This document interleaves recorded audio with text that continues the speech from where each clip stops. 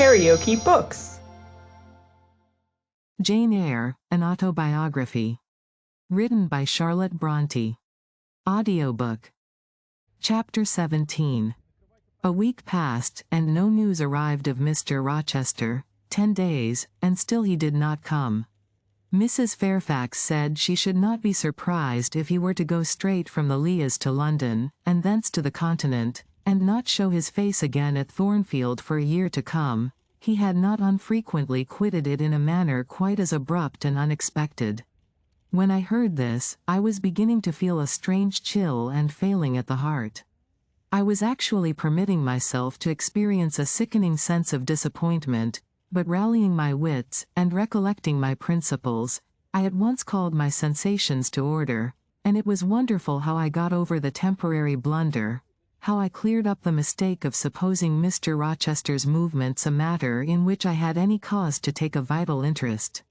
Not that I humbled myself by a slavish notion of inferiority, on the contrary, I just said, "You have nothing to do with the master of Thornfield, further than to receive the salary he gives you for teaching his protégé, and to be grateful for such respectful and kind treatment as, if you do your duty, you have a right to expect at his hands. Be sure that is the only tie he seriously acknowledges between you and him, so don't make him the object of your fine feelings, your raptures, agonies, and so forth. He is not of your order. Keep to your caste, and be too self-respecting to lavish the love of the whole heart, soul, and strength, where such a gift is not wanted and would be despised."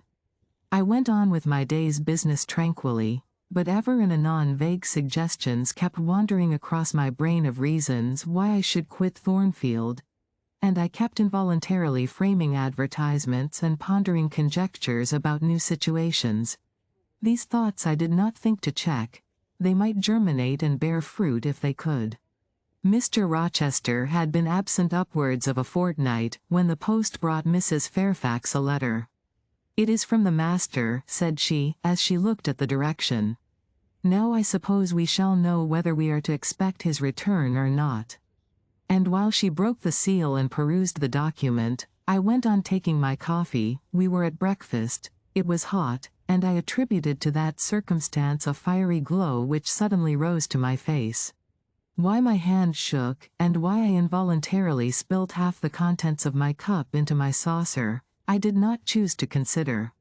"Well, I sometimes think we are too quiet, but we run a chance of being busy enough now, for a little while at least," said Mrs. Fairfax, still holding the note before her spectacles. Ere I permitted myself to request an explanation, I tied the string of Adele's pinafore, which happened to be loose.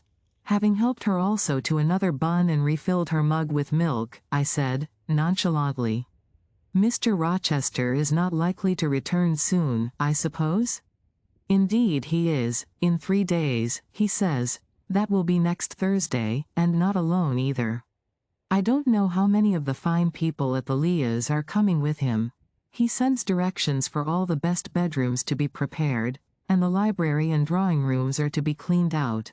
I am to get more kitchen hands from the George Inn, at Millcote, and from wherever else I can. And the ladies will bring their maids and the gentlemen their valets. So we shall have a full house of it." And Mrs. Fairfax swallowed her breakfast and hastened away to commence operations. The 3 days were, as she had foretold, busy enough.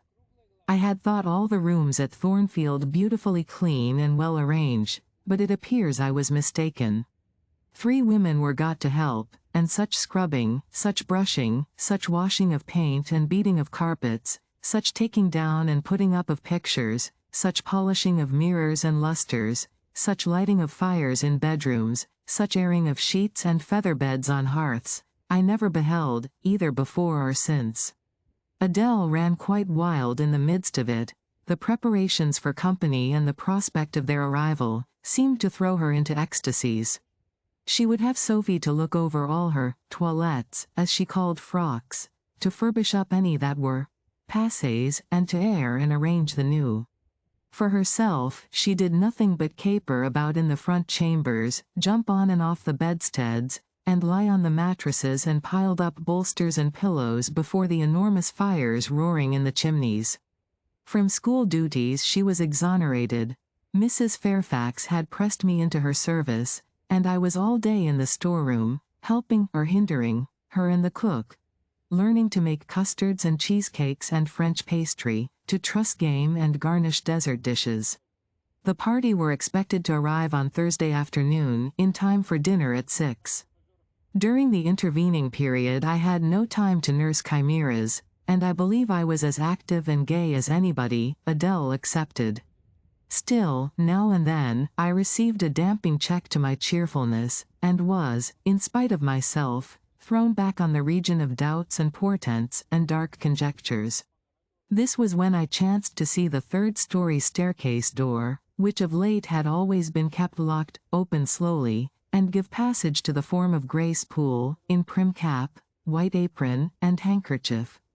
When I watched her glide along the gallery, her quiet tread muffled in a list slipper. When I saw her look into the bustling, topsy-turvy bedrooms, just say a word, perhaps, to the charwoman about the proper way to polish a grate, or clean a marble mantelpiece, or take stains from papered walls, and then pass on. She would thus descend to the kitchen once a day, eat her dinner, smoke a moderate pipe on the hearth, and go back, carrying her pot of porter with her, for her private solace, in her own gloomy, upper haunt. Only 1 hour in the 24 did she pass with her fellow servants below. All the rest of her time was spent in some low-ceiled, oaken chamber of the second story. There she sat and sewed, and probably laughed drearily to herself, as companionless as a prisoner in his dungeon. The strangest thing of all was, that not a soul in the house, except me, noticed her habits, or seemed to marvel at them. No one discussed her position or employment. No one pitied her solitude or isolation. I once, indeed, overheard part of a dialogue between Leah and one of the charwomen, of which Grace formed the subject. Leah had been saying something I had not caught, and the charwoman remarked, "She gets good wages, I guess?" "Yes," said Leah, "I wish I had as good, not that mine are to complain of, there's no stinginess at Thornfield, but they're not 1/5 of the sum Mrs. Poole receives. And she is laying by, she goes every quarter to the bank at Millcote. I should not wonder but she has saved enough to keep her independent if she liked to leave, but I suppose she's got used to the place, and then she's not 40 yet, and strong and able for anything. It is too soon for her to give up business." "She is a good hand, I dare say," said the charwoman. "Ah, she understands what she has to do, nobody better," rejoined Leah significantly, "and it is not everyone could fill her shoes, not for all the money she gets." "That it is not," was the reply. "I wonder whether the master—" The charwoman was going on, but here Leah turned and perceived me, and she instantly gave her companion a nudge. "Doesn't she know?" I heard the woman whisper.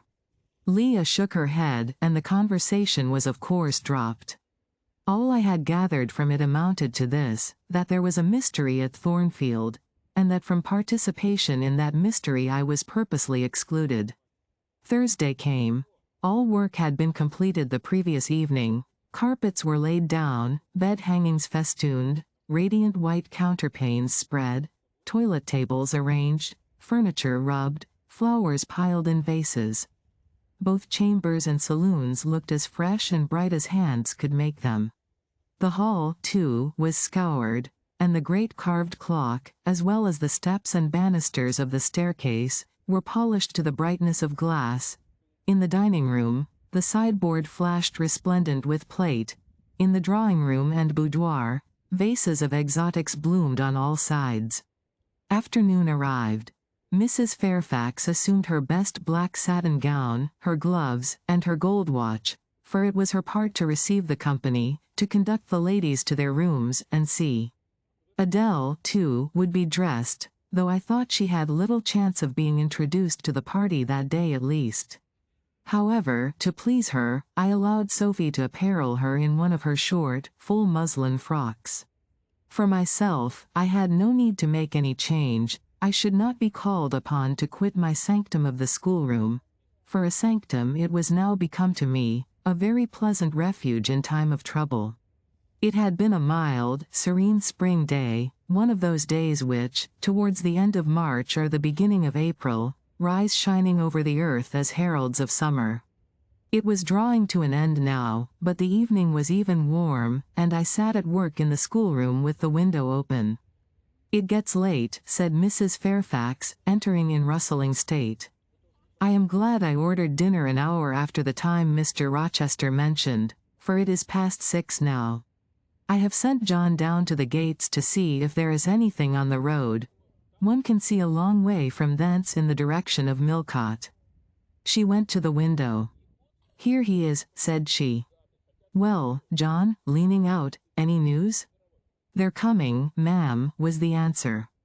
"They'll be here in 10 minutes." Adele flew to the window. I followed, taking care to stand on one side, so that, screened by the curtain, I could see without being seen. The 10 minutes John had given seemed very long, but at last wheels were heard. 4 equestrians galloped up the drive, and after them came 2 open carriages.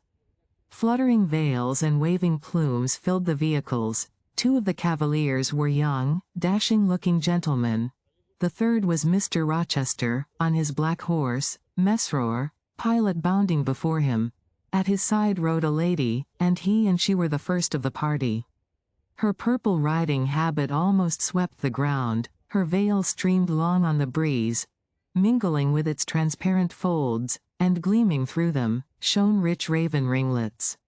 "Miss Ingram," exclaimed Mrs. Fairfax, and away she hurried to her post below. The cavalcade, following the sweep of the drive, quickly turned the angle of the house, and I lost sight of it. Adele now petitioned to go down, but I took her on my knee, and gave her to understand that she must not on any account think of venturing in sight of the ladies, either now or at any other time, unless expressly sent for. That Mr. Rochester would be very angry, and see. Some natural tears she shed, on being told this, but as I began to look very grave, she consented at last to wipe them.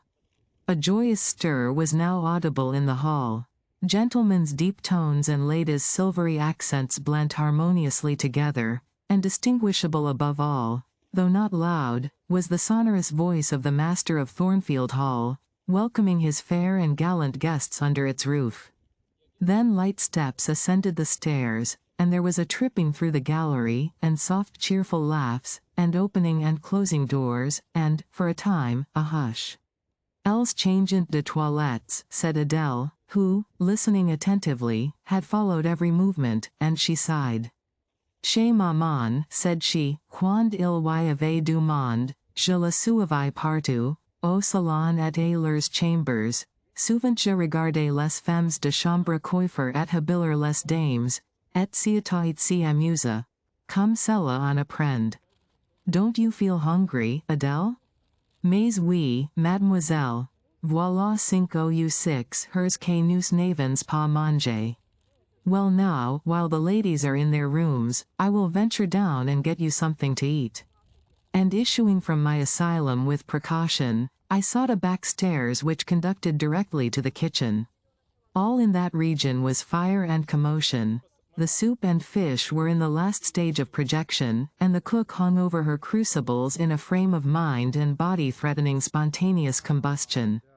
In the servants' hall 2 coachmen and 3 gentlemen's gentlemen stood or sat round the fire. The Abigails, I suppose, were upstairs with their mistresses. The new servants, that had been hired from Millcote, were bustling about everywhere.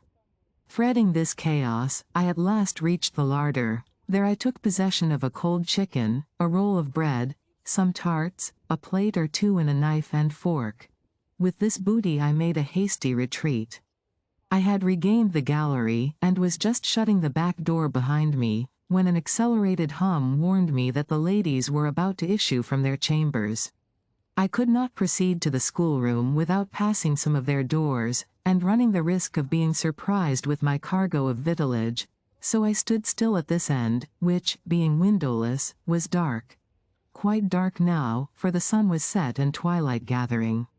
Presently the chambers gave up their fair tenants one after another.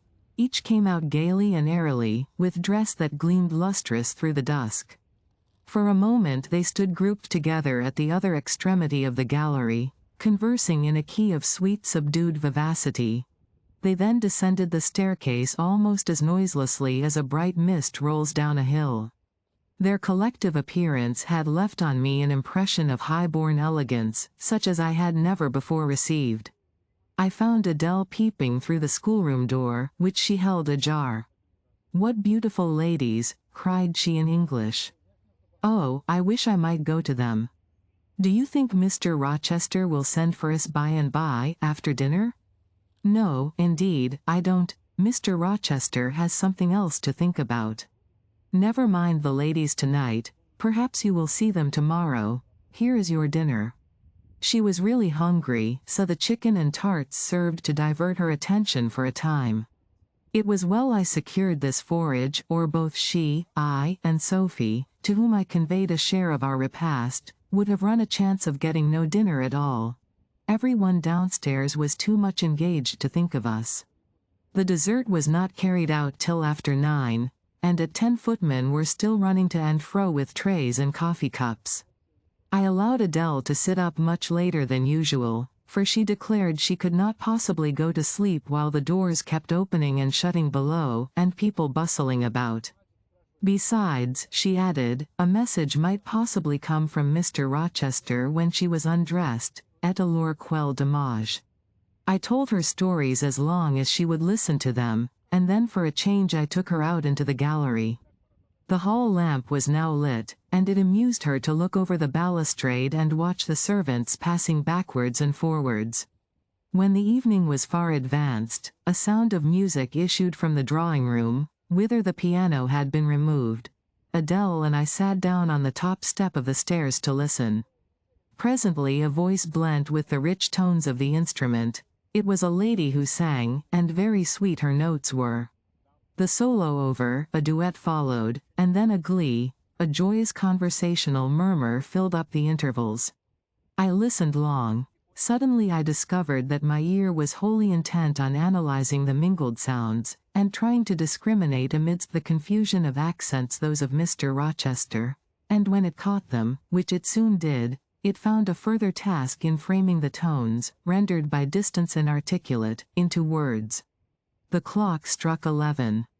I looked at Adele, whose head leant against my shoulder. Her eyes were waxing heavy, so I took her up in my arms and carried her off to bed. It was near 1 before the gentlemen and ladies sought their chambers. The next day was as fine as its predecessor. It was devoted by the party to an excursion to some site in the neighborhood. They set out early in the forenoon, some on horseback, the rest in carriages. I witnessed both the departure and the return. Miss Ingram, as before, was the only lady equestrian, and, as before, Mr. Rochester galloped at her side. The two rode a little apart from the rest. I pointed out this circumstance to Mrs. Fairfax, who was standing at the window with me. "You said it was not likely they should think of being married," said I, "but you see Mr. Rochester evidently prefers her to any of the other ladies." "Yes, I dare say. No doubt he admires her." "And she him," I added. "Look how she leans her head towards him as if she were conversing confidentially. I wish I could see her face. I have never had a glimpse of it yet." "You will see her this evening," answered Mrs. Fairfax. I happened to remark to Mr. Rochester how much Adele wished to be introduced to the ladies, and he said, "Oh, let her come into the drawing-room after dinner, and request Miss Eyre to accompany her." "Yes," he said that from mere politeness. "I need not go, I am sure," I answered. "Well, I observed to him that as you were unused to company, I did not think you would like appearing before so gay a party, all strangers, and he replied, in his quick way, "Nonsense. If she objects, tell her it is my particular wish, and if she resists, say I shall come and fetch her in case of contumacy." "I will not give him that trouble," I answered. "I will go, if no better may be, but I don't like it." "Shall you be there, Mrs. Fairfax?" "No," I pleaded off, and he admitted my plea. I'll tell you how to manage so as to avoid the embarrassment of making a formal entrance, which is the most disagreeable part of the business. You must go into the drawing room while it is empty, before the ladies leave the dinner table. Choose your seat in any quiet nook you like. You need not stay long after the gentlemen come in, unless you please. Just let Mr. Rochester see you are there and then slip away. Nobody will notice you. Will these people remain long, do you think? Perhaps 2 or 3 weeks, certainly not more. After the Easter recess, Sir George Lynn, who was lately elected member for Millcote, will have to go up to town and take his seat. I daresay Mr. Rochester will accompany him. It surprises me that he has already made so protracted a stay at Thornfield. It was with some trepidation that I perceived the hour approach when I was to repair with my charge to the drawing-room. Adele had been in a state of ecstasy all day, after hearing she was to be presented to the ladies in the evening, and it was not till Sophie commenced the operation of dressing her that she sobered down. Then the importance of the process quickly steadied her, and by the time she had her curls arranged in well-smoothed, drooping clusters, her pink satin frock put on, her long sash tied, and her lace mittens adjusted, she looked as grave as any judge. No need to warn her not to disarrange her attire. When she was dressed, she sat demurely down in her little chair, taking care previously to lift up the satin skirt for fear she should crease it, and assured me she would not stir thence till I was ready. This I quickly was. My best dress, the silver grey one, purchased for Miss Temple's wedding, and never worn since, was soon put on. My hair was soon smoothed, my sole ornament, the pearl brooch, soon assumed. We descended. Fortunately there was another entrance to the drawing-room than that through the saloon where they were all seated at dinner. We found the apartment vacant, a large fire burning silently on the marble hearth, and wax candles shining in bright solitude, amid the exquisite flowers with which the tables were adorned. The crimson curtain hung before the arch. Slight as was the separation this drapery formed from the party in the adjoining saloon, they spoke in so low a key that nothing of their conversation could be distinguished beyond a soothing murmur. Adele, who appeared to be still under the influence of a most solemnizing impression, sat down, without a word, on the footstool I pointed out to her. I retired to a window seat, and taking a book from a table near, endeavored to read. Adele brought her stool to my feet. Ere long she touched my knee. "What is it, Adele?" "Est ce que je ne puis pas prendre une seule de ces fleurs magnifiques, mademoiselle? Seulement pour compléter ma toilette." "You think too much of your toilette, Adele, but you may have a flower." And I took a rose from a vase and fastened it in her sash. She sighed a sigh of ineffable satisfaction, as if her cup of happiness were now full. I turned my face away to conceal a smile I could not suppress. There was something ludicrous as well as painful in the little Parisienne's earnest and innate devotion to matters of dress. A soft sound of rising now became audible. The curtain was swept back from the arch. Through it appeared the dining-room, with its lit lustre pouring down light on the silver and glass of a magnificent dessert service covering a long table. A band of ladies stood in the opening. They entered, and the curtain fell behind them. There were but 8, yet, somehow, as they flocked in, they gave the impression of a much larger number. Some of them were very tall, many were dressed in white, and all had a sweeping amplitude of array that seemed to magnify their persons as a mist magnifies the moon. I rose and curtsied to them. 1 or 2 bent their heads in return, the others only stared at me. They dispersed about the room, reminding me, by the lightness and buoyancy of their movements, of a flock of white plumy birds. Some of them threw themselves in half-reclining positions on the sofas and ottomans. Some bent over the tables and examined the flowers and books. The rest gathered in a group round the fire. All talked in a low but clear tone which seemed habitual to them.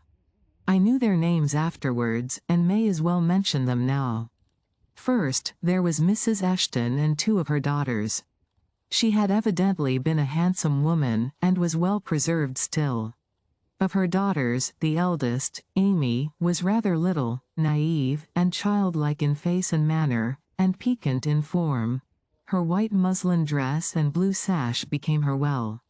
The second, Louisa, was taller and more elegant in figure, with a very pretty face, of that order the French term manille chiffonné. Both sisters were fair as lilies. Lady Lynn was a large and stout personage of about 40, very erect, very haughty-looking, richly dressed in a satin robe of changeful sheen. Her dark hair shone glossily under the shade of an azure plume, and within the circlet of a band of gems. Mrs. Colonel Dent was less showy, but, I thought, more ladylike. She had a slight figure, a pale, gentle face, and fair hair. Her black satin dress, her scarf of rich foreign lace, and her pearl ornaments, pleased me better than the rainbow radiance of the titled dame.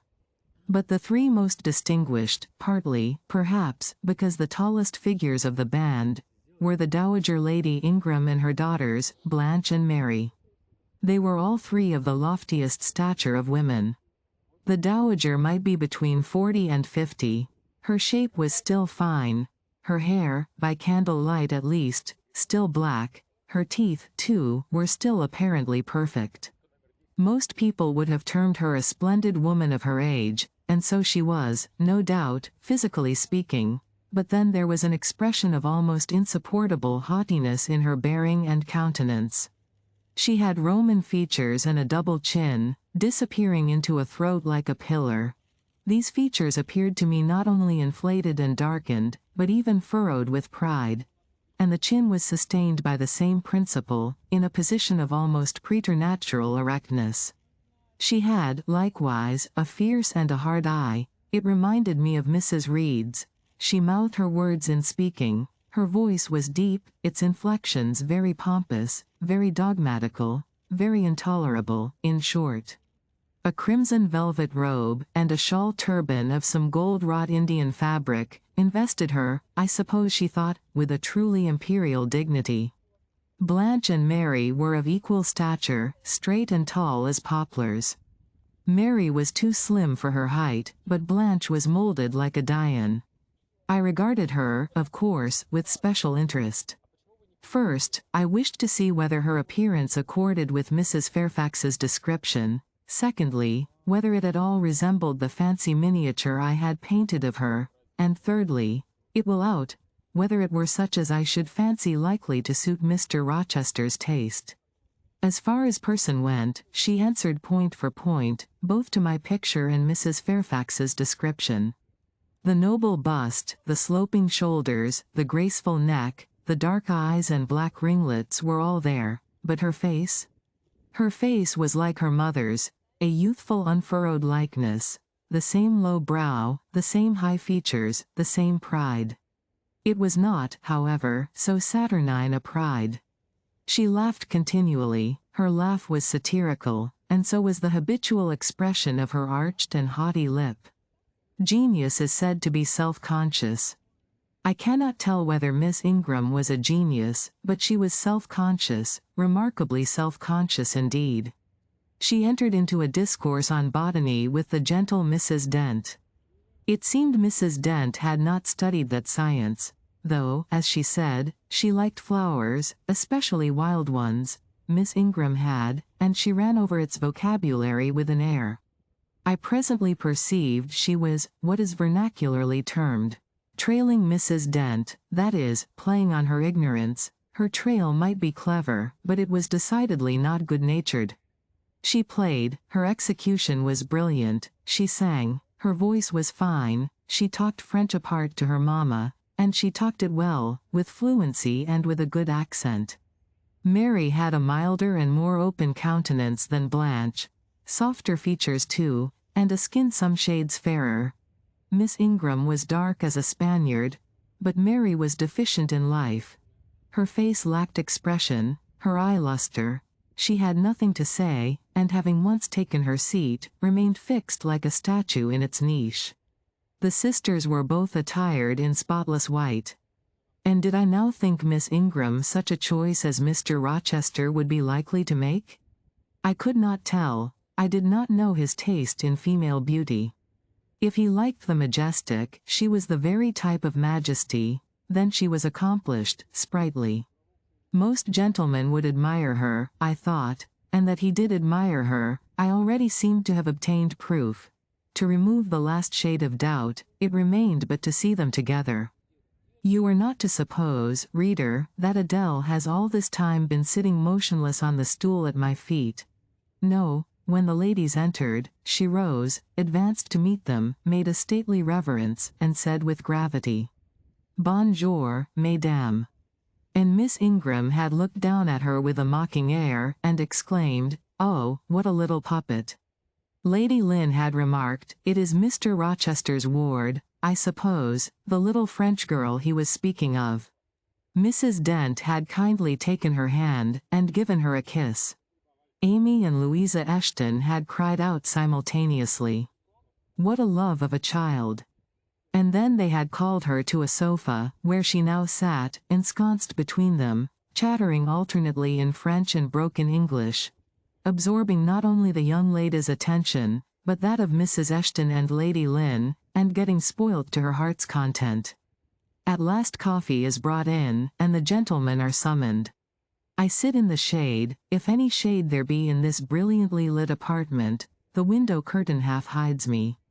Again the arch yawns, they come. The collective appearance of the gentlemen, like that of the ladies, is very imposing. They are all costumed in black. Most of them are tall, some young. Henry and Frederick Lynn are very dashing sparks indeed, and Colonel Dent is a fine soldierly man. Mr. Eshton, the magistrate of the district, is gentlemanlike. His hair is quite white, his eyebrows and whiskers still dark, which gives him something of the appearance of a père noble de théâtre. Lord Ingram, like his sisters, is very tall, like them, also, he is handsome, but he shares Mary's apathetic and listless look. He seems to have more length of limb than vivacity of blood or vigor of brain. And where is Mr. Rochester? He comes in last. I am not looking at the arch, yet I see him enter. I try to concentrate my attention on those netting needles, on the meshes of the purse I am forming. I wish to think only of the work I have in my hands, to see only the silver beads and silk threads that lie in my lap. Whereas, I distinctly behold his figure, and I inevitably recall the moment when I last saw it, just after I had rendered him, what he deemed, an essential service, and he, holding my hand, and looking down on my face, surveyed me with eyes that revealed a heart full and eager to overflow, in whose emotions I had a part. How near had I approached him at that moment? What had occurred since, calculated to change his and my relative positions? Yet now, how distant, how far estranged we were. So far estranged, that I did not expect him to come and speak to me. I did not wonder when, without looking at me, he took a seat at the other side of the room, and began conversing with some of the ladies.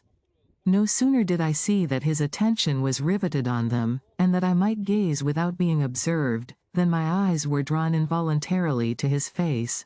I could not keep their lids under control. They would rise, and the irids would fix on him.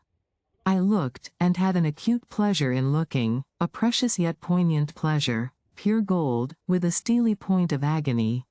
A pleasure like what the thirst-perishing man might feel who knows the well to which he has crept is poisoned, yet stoops and drinks divine draughts nevertheless. Most true is it that beauty is in the eye of the gazer. My master's colorless, olive face, square, massive brow, broad and jetty eyebrows, deep eyes, strong features, firm, grim mouth, all energy, decision, will, were not beautiful, according to rule, but they were more than beautiful to me. They were full of an interest, an influence that quite mastered me, that took my feelings from my own power and fettered them in his. I had not intended to love him. The reader knows I had wrought hard to extirpate from my soul the germs of love there detected, and now, at the first renewed view of him, they spontaneously arrived, green and strong. He made me love him without looking at me. I compared him with his guests. What was the gallant grace of the Lynns, the languid elegance of Lord Ingram, even the military distinction of Colonel Dent, contrasted with his look of native pith and genuine power? I had no sympathy in their appearance, their expression, yet I could imagine that most observers would call them attractive, handsome, imposing, while they would pronounce Mr. Rochester at once harsh-featured and melancholy-looking. I saw them smile, laugh. It was nothing. The light of the candles had as much soul in it as their smile, the tinkle of the bell as much significance as their laugh. I saw Mr. Rochester smile. His stern features softened, his eye grew both brilliant and gentle, its ray both searching and sweet. He was talking, at the moment, to Louisa and Amy Eshton.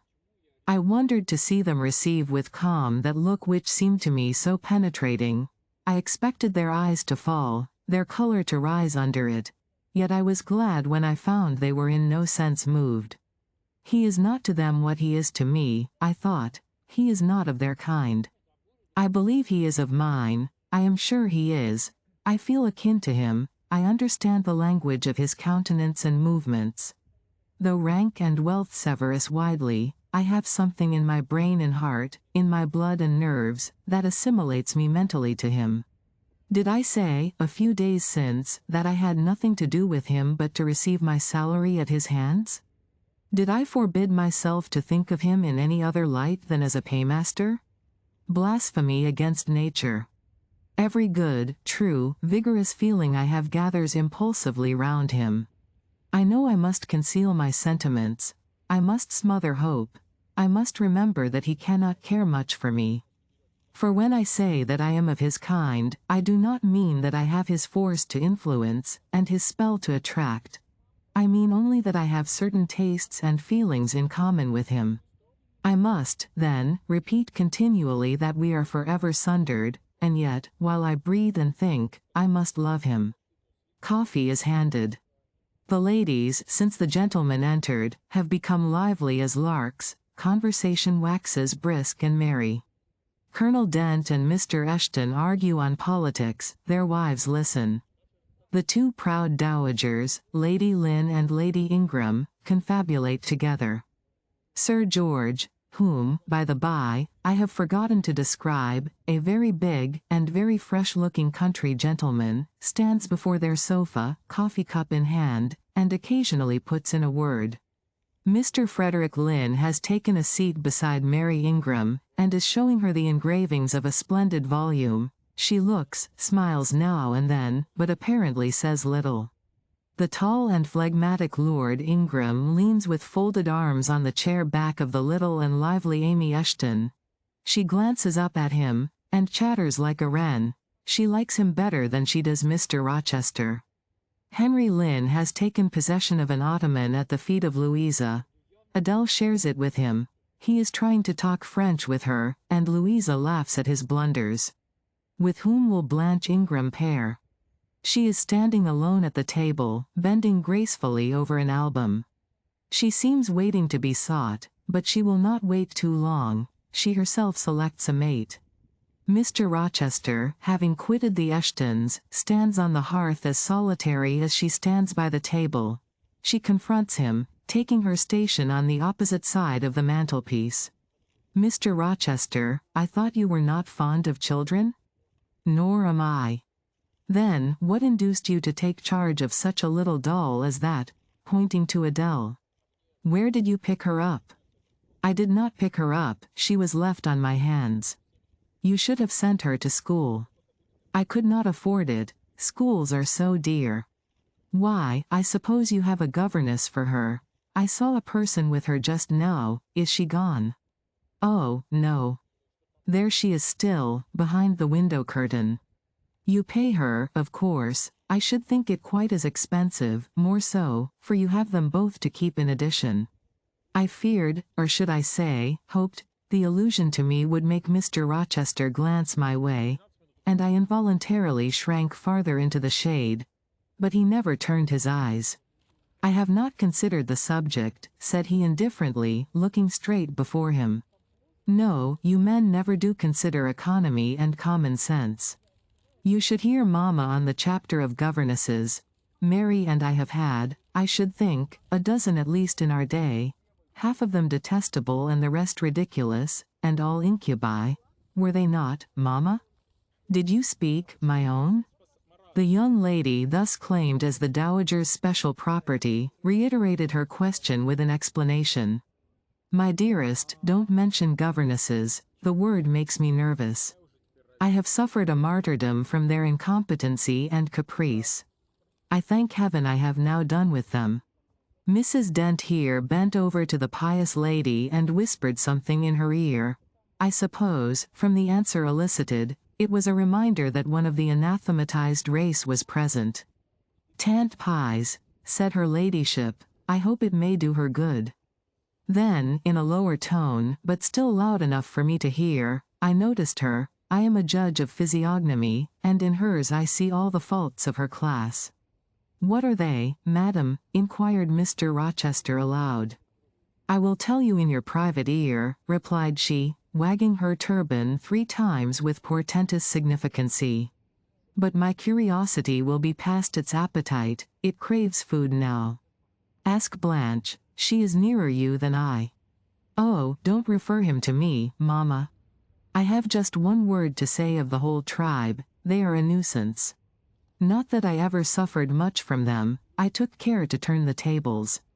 What tricks Theodore and I used to play on our Miss Wilsons and Mrs. Greys and Madame Jouberts. Mary was always too sleepy to join in a plot with spirit. The best fun was with Madame Joubert. Miss Wilson was a poor sickly thing, lachrymose and low-spirited, not worth the trouble of vanquishing, in short, and Mrs. Grey was coarse and insensible. No blow took effect on her. But poor Madame Joubert. I see her yet in her raging passions, when we had driven her to extremities, spilt our tea, crumbled our bread and butter, tossed our books up to the ceiling, and played a charivari with the ruler and desk, the fender and fire-irons. Theodore, do you remember those merry days? Yaws, to be sure I do, drawled Lord Ingram, and the poor old stick used to cry out, Oh, you villain's childs, and then we sermonized her on the presumption of attempting to teach such clever blades as we were, when she was herself so ignorant. We did, and, Teddo, you know, I helped you in prosecuting, or persecuting, your tutor, way-faced Mr. Vining, the parson in the pip, as we used to call him. He and Miss Wilson took the liberty of falling in love with each other, at least Teddo and I thought so. We surprised sundry tender glances and sighs which we interpreted as tokens of la belle passion, and I promise you the public soon had the benefit of our discovery. We employed it as a sort of lever to hoist our dead weights from the house. Dear mamma, there, as soon as she got an inkling of the business, found out that it was of an immoral tendency. Did you not, my lady mother? Certainly, my best. And I was quite right. Depend on that. There are 1,000 reasons why liaisons between governesses and tutors should never be tolerated a moment in any well-regulated house. Firstly. Oh, gracious, mamma. Spare us the enumeration. Oh, rest, we all know them. Danger of bad example to innocence of childhood, distractions and consequent neglect of duty on the part of the attached, mutual alliance and reliance, confidence thence resulting, insolence accompanying, mutiny and general blow-up. Am I right, Baroness Ingram, of Ingram Park? My lily flower, you are right now, as always. Then no more need be said, change the subject. Amy Eshton, not hearing or not heeding this dictum, joined in with her soft, infantine tone. Louisa and I used to quiz our governess too.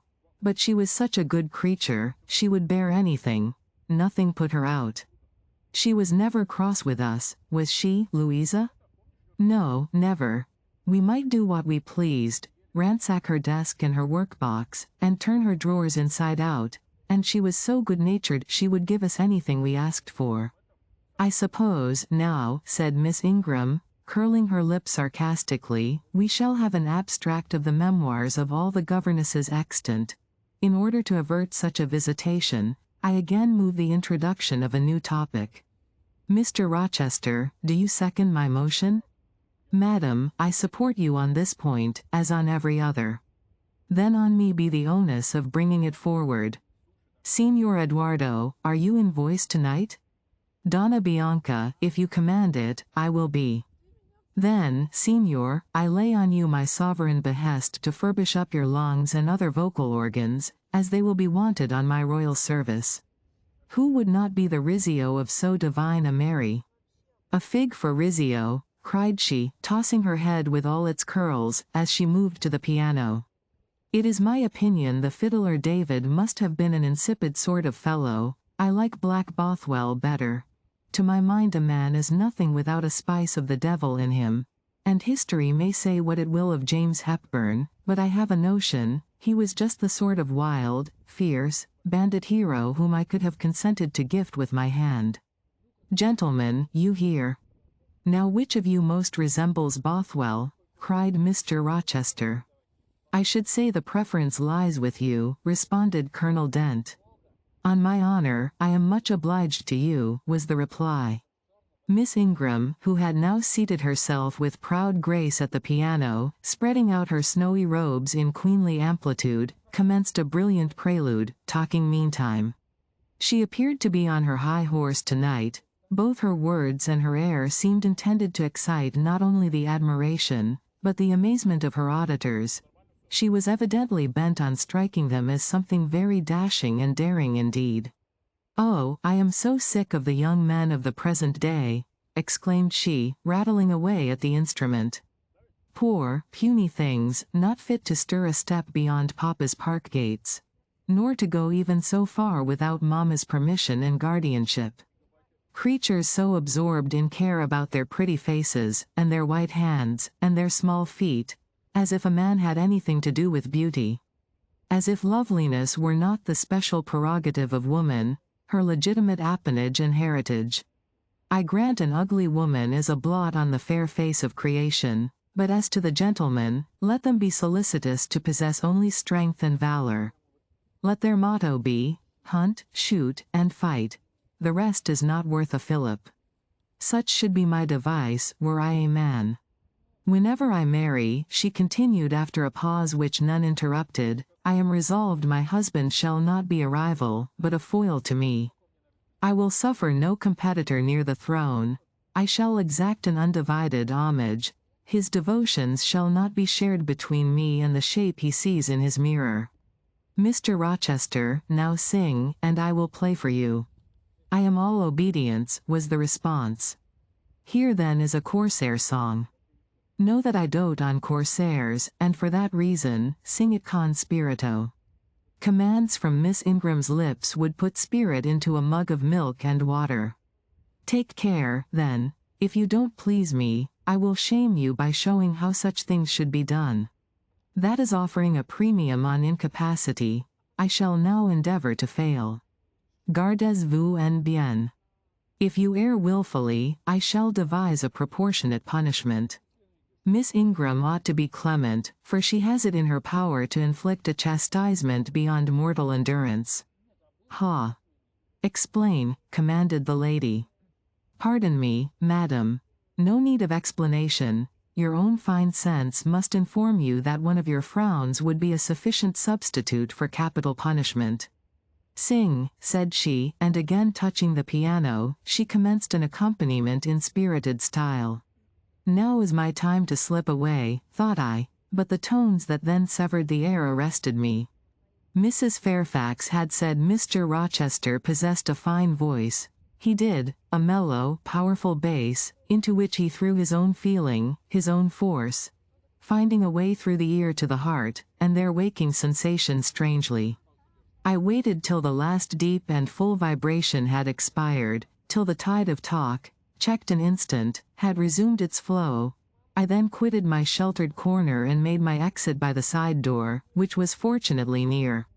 Thence a narrow passage led into the hall. In crossing it, I perceived my sandal was loose. I stopped to tie it, kneeling down for that purpose on the mat at the foot of the staircase.